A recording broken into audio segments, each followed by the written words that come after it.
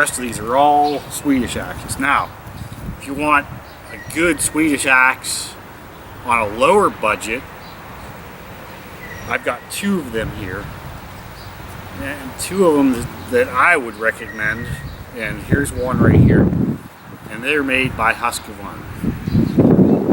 It's a Husqvarna axe. This was brand spanking new, out of the box. I bought it, I believe, on eBay. You're getting Swedish steel, you're getting a good axe. I paid $31 for this. For Swedish steel, that's a very good deal. It's sharp. It came out of the box almost razor sharp. I touched it up a little bit. It came with its own leather sheath. I added the leather cord to it because I didn't really care for the way the sheath is, and so I mean, it's got this nice snap on it, but then I put the leather cord on it, tighten it down and tie it. I like it better that way. I know I'm not going to lose my cover then. Now that being said, this was $31. This is their, I think this is a 15-inch hatchet, is what they call it. They also make a carpenter's hatchet, which is a lot like the hewing axes, only it's sharpened on both sides and it doesn't have the offset blade. And I think you can pick one of them up for around $55 or so, give or take. And the other one that I have is their full-sized, this Husqvarna's full-sized 26-inch axe, which this is a deal. And I actually use this more than I do some of my other axes because I've gotten used to the 26-inch axe rather than the 20-inch. 20-inch axes seem a little short for me. 26-inch axe fits me about perfect, and that's kind of why I like it. So, you know, I bought this at, I think online, through an online store, something like that. Paid $61 for this. Swedish steel, 61 bucks. Can't beat it. It was brand new. I actually got this over the winter. Haven't even really used it that much, but the little bit that I have used of it, I'm liking it. I like this longer 26-inch handle. That's kind of why I like the Norland axe and this other boy's axe. I like those. For the extra, 6 inches that you're gonna have, I like them a little better than the 20-inch axes. That being said, I like to put the 20-inch axes on my pack too, so you know, it just depends on what I'm doing or how long I'm staying out. A lot of times if I'm staying out a little longer, I'll take the bigger axe. A lot of times if I'm not staying out as long, say I'm only going to be out there for 4 or 5 days, I'll take the 20-inch axe. Depends on my environment too. Okay, another budget axe, which I've already showed this on my last video, is this, it's another Swedish axe made by Sandvik. It's an old axe. It's, I'm guessing it's 20 or 30 years old. It's another made in Sweden. It's got a little hatchet, 1 1/4 pound head. You know, it's just a nice old axe. $9. That will get you into bushcraft very cheaply. You can find them. I found this one on eBay. It was $9, and I think I paid like $5 for shipping. It was a great deal. That being, and then before I had actually bought that one, I actually had bought just this head. This head was, I think, $5 or something. I don't even remember exactly what the price was on it. It was very cheap, and all I gotta do is find a handle for it, and I'll have another very cheap Swedish axe that is great.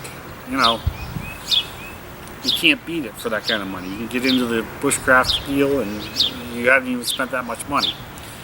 And here's another axe. This is an old Halts Brooks axe. You'll pay a little bit more money these days for them than you used to. I think when I bought this, I paid like 31 bucks for it. And when I bought it, I was actually had it shipped to the house, and I looked at the eye and I was like, well, I need to find a handle for it. And a couple months later, because it's been sitting at the house, a couple months later I bought a handle, found 2 of them, $5 a piece. Bought the handles for them, so they're all nice, good handles, you know, nice straight grain, whatever. Haven't put it on yet. It's going to be a project. I might actually even put it online. But there you go. $5 handle, $31 head, Halsbrook's axe, made in Sweden, bulletproof. It's got that nice thin profile for carving.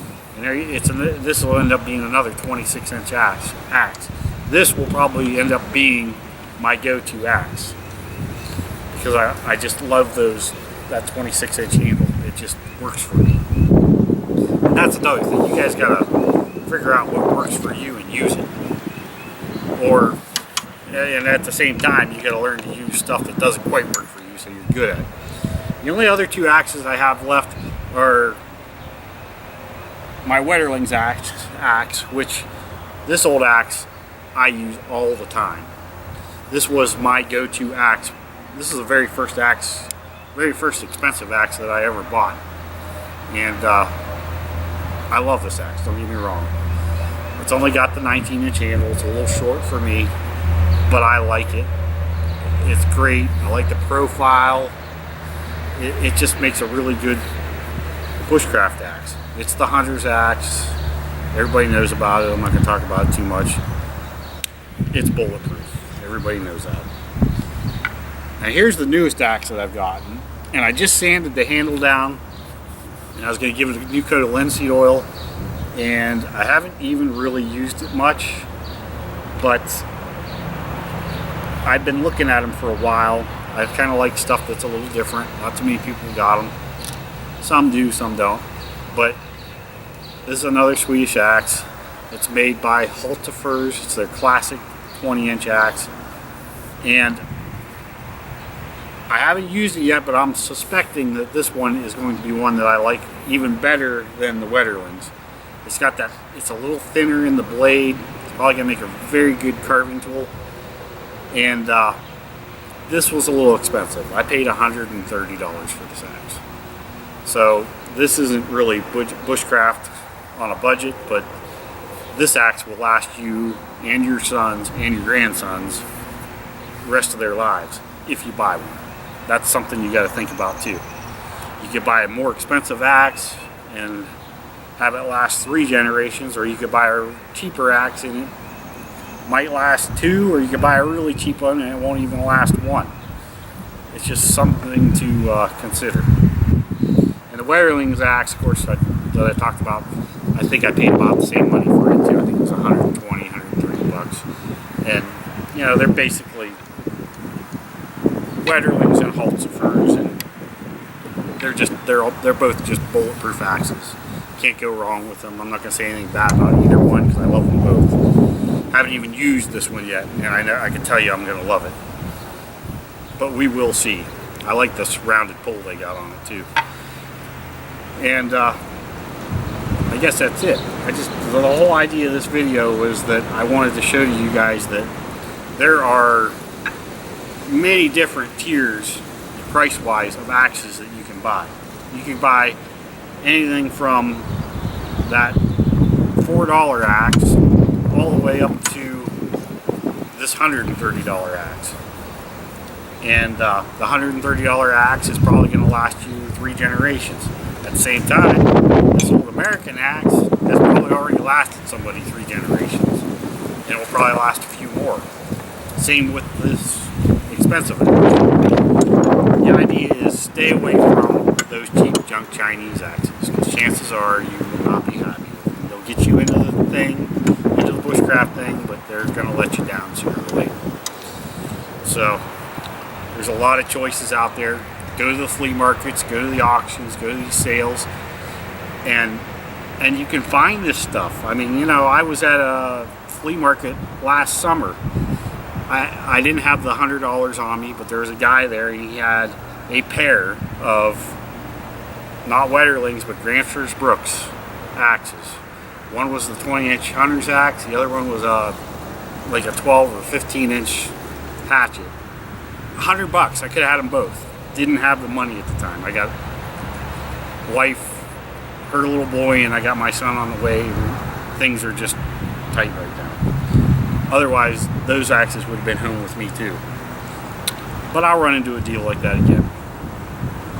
But anyways, so the whole idea of this video is to tell you that, you know, be choosy with your axes. I mean, you can get yourself a really nice American axe or a really nice Swedish axe, and they're both good axes. The Swedish axes have a different profile and grind than the American ones did, and I mean, you know, it just depends on what you're going to use it for and how much you like it, how much it fits you. You know, it's all in what you like. But I will say the cheaper they are, usually the junkier they are, other than if you're buying antique ones. You can get a really good antique one for a really cheap price and it'll last you a lifetime. So I think I'm going to end that there. That's my little bit on budget axes. So thank you. Subscribe if you like the video. Like it if you like the video. Visit my website if you want. It's ancientprimitivehunter.com. I do some flint mapping. There's all kinds of stuff on there. And I'm going to end that video right there.